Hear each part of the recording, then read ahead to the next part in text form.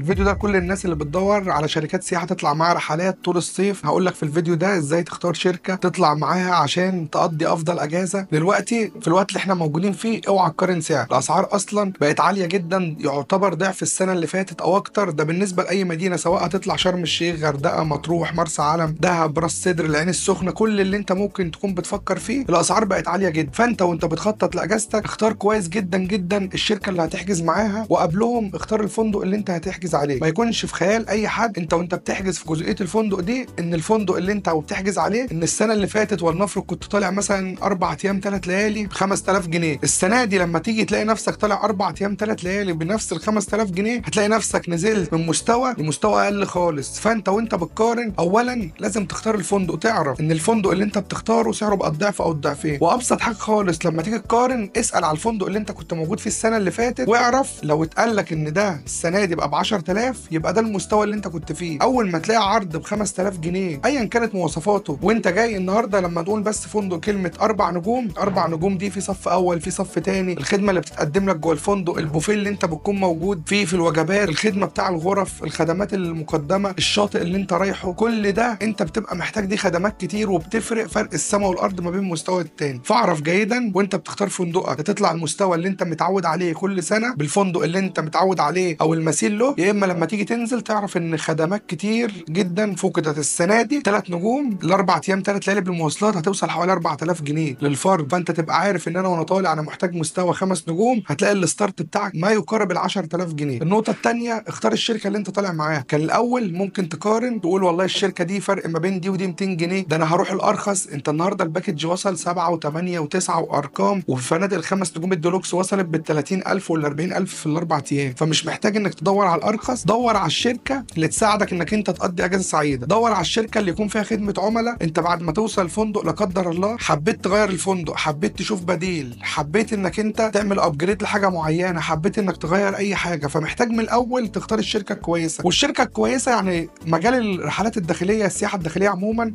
مش هقول لك دور على رخصه سياحه فقره الف والكلام ده، لان حوالي 90% من الشركات مكاتب رحلات داخليه ومكاتب خدمات. انت ادخل على الصفحه على الفيسبوك، شوف الشركه دي صفحتها عامله ازاي، اللايفات، التفاعل، الناس بيقولوا عنها. ما تفكرش تروح تنزل تسال عن الشركه دي في الجروبات، لان هتلاقي كل الناس بتقول لك الشركه دي كويسه، والجروبات كلها شركات سياحه، واحنا مفيش حد بيقول على شركه سياحه وحشه ولا هيقول لك دي مش كويسه. انت اختار الشركه بناء على الصفحه، اللي مهتم بصفحته ومهتم بالتسويق يوريك البومات وصور، ده اللي هتلاقيه بيطمن بيك. لما تيجي تحجز لقيت خدمه عملاء كويسه بترد عليك وتتابع معاك، يبقى ده اللي هيهتم بيك لما انت تروح هناك، تروح تحجز في شركه عندها مقر. قصه انا هروح احجز